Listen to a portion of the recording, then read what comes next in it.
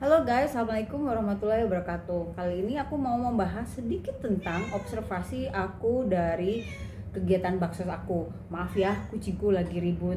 Namanya Ajelo sama Rehan. Ya, guys, satu ya yang aku amatin, orang miskin yang di daerah baksos aku itu rata-rata memiliki kebiasaan-kebiasaan yang membuat mereka makin miskin. Salah satunya adalah mereka gemar sekali berhutang. Jadi tidak punya delayed gratitude, istilahnya dalam Robert Kiyosaki ya. Jadi delayed gratitude itu apa guys? Misalnya kamu pengen sesuatu, nah untuk mencapai sesuatu itu kamu punya nggak kemampuan untuk menunggu dan sambil berusaha sampai uang kamu cukup. Misalnya gini, kamu pengen beli handphone, nah untuk dapetin handphone itu uang kamu belum cukup nih, tapi kamu mau nggak bersabar menunggu, menabung dulu sampai uang kamu bisa cukup. Nah itu namanya delayed gratitude. Nah kalau orang miskin itu biasanya dia kalau pengen sesuatu harus dapat dan tidak memikirkan apakah harus berhutang atau mencicil, sehingga beban biaya handphone itu misalnya 1 juta jadi bisa 2 kali lipatnya gara-gara mereka mencicil, jadi jatuhnya lebih mahal. Dan barang yang dibeli itu biasanya barang-barang konsumtif, jadi ketika sudah dalam jangka waktu tertentu nilai barang tersebut menjadi turun. Itu salah satunya. Yang kedua, kebiasaan anak-anaknya jajan. Jadi anak-anak orang miskin tuh seneng banget jajan ke warung, tapi jajannya tuh yang nggak bermutu. Jadi misalnya yang cuma 2000 beli apa, 2000 beli apa, 2000 beli apa, tapi setelah ditotal-total lumayan juga gitu dalam satu hari jajan. Nah sebaiknya orang-orang ini kalau mau berubah ya, sebaiknya anaknya itu dikenyangin di rumah. Caranya gimana? Ya orang tuanya, ibunya harus masak. Misalnya untuk sarapan pagi mereka bikin bubur kacang hijau kek, atau nasi kuning kek gitu ya. Jadi anak itu dikasih makan dulu kenyang-kenyang di rumah, sehingga keinginannya untuk jajan itu berkurang. Dan kalau di total nih ya, kita ukur uang jajan yang dikeluarkan sehari dengan mereka bikin masakan sendiri itu bisa dapat buat satu keluarga, sedangkan ini buat jajan buat anaknya. Dan bahayanya jajan itu kadang kan kita nggak tahu mutu dari makanan yang mereka beli, apakah ada pengawetnya, ada pewarnanya gitu ya. Jadi itu zat-zat berbahaya lainnya, dan itu mempengaruhi kesehatan ke anak itu juga. Misalnya anaknya sering jajan barang-barang yang manis, maka giginya jadi rusak kayak gitu.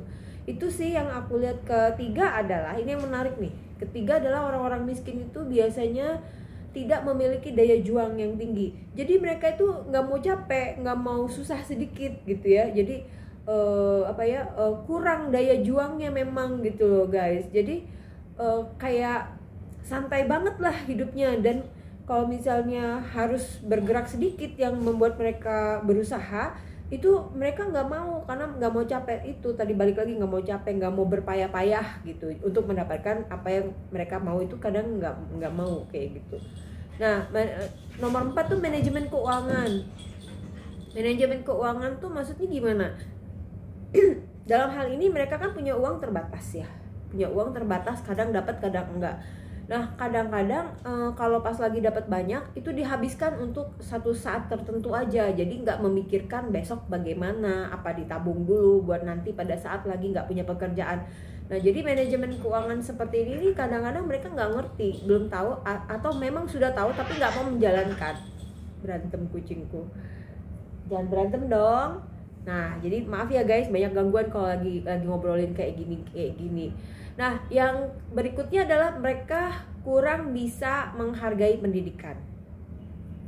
Kenapa nggak menghargai pendidikan? Balik lagi tadi ke sifat yang nomor berapa tadi, itu yang mereka nggak mau susah, nggak mau mikir, nggak mau capek belajar. Nah itu jadi appreciate ke pendidikan itu nggak ada, apresiasinya terhadap pendidikan tuh nggak ada. Jadi mereka menjalani hidup tuh day by day, dari hari ke hari begitu-begitu aja jalanin, yang penting bisa makan, udah selesai. Jadi nggak ada tujuan yang lebih tinggi dalam hidupnya. Jadi cita-cita mereka ini nggak boleh dibilang mereka nggak punya cita-cita. Kalau ditanya apa sih cita-citanya, apa sih yang mau dicapai dalam hidupnya, nggak ada ambisinya sama sekali. Jadi dengan tidak adanya goals, tidak ada tujuan, maka kan semangatnya juga nggak ada jadinya. Nah itu beberapa yang aku amatin dari area baksos. Nah tapi ada satu hal yang paling menarik menurut aku.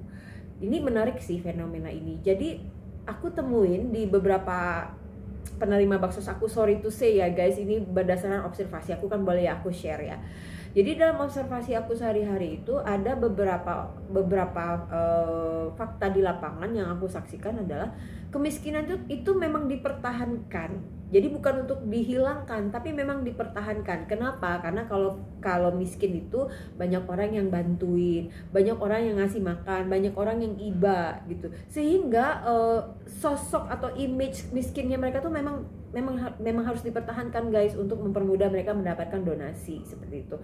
Jadi kalau dibilang ada beberapa kejadian yang sebenarnya dia tuh punya rumah yang layak gitu ya, tapi dia memilih rumah yang tidak layak gitu supaya jatuhnya bisa dikasihanin sama orang lain. Nah ini kan berarti orang ini bermental miskin, jadi menggunakan kemiskinannya untuk mendapatkan bantuan orang lain. Jadi bukannya keluar dari kemiskinan itu, enggak, untuk beberapa kasus malah dipertahankan guys. Itu yang aku amati ya di daerah Baksos aku.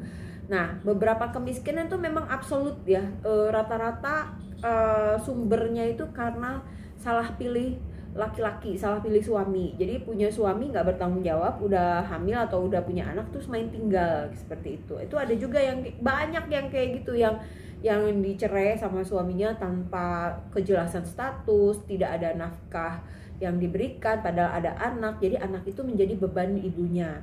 Dan ini membuat si ibu ini kan susah ya untuk bekerja sambil ngurus anak, itu susah. Kecuali dia punya support system, misalnya dia punya ibu atau kakak yang memang mau ngurus anaknya selama dia tinggalkan untuk bekerja. Nah kalau dia tidak punya, maka itu menjadi benang kusut guys. Jadi gimana mau kerja tapi anak nggak ada yang ngurus, seperti itu. Jadi itu sebuah buah si malakama jadinya. Nah ini hal-hal ini yang membuat aku ngerasa memang susah banget sih untuk ngurusin kemiskinan di Indonesia ini gitu.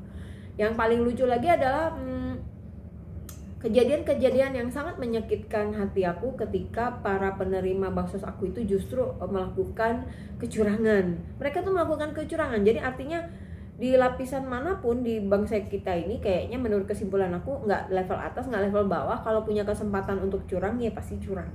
Kecuali orang-orang yang kuat imannya gitu ya. Memang kasuistik, tapi fenomena itu ada, dan itu terjadi bukan cuma sekali, beberapa kali. Dan orangnya tuh seperti kayak nggak punya rasa salah gitu abis melakukan itu gitu. Jadi abis itu ya kita kasih hukuman, biasanya nggak mau kasih lagi bantuan di satu area yang ada orang-orang yang curangnya itu, seperti itu. Jadi gitulah kisah aku berbaksos selama ini, udah lebih dari 10 tahun ya, udah mau 11-12 tahun ini. Jadi banyak hal yang aku temuin di lapangan, sedikitnya ini aku share ke kalian biar kalian juga tahu apa aja yang aku temuin di lapangan gitu guys.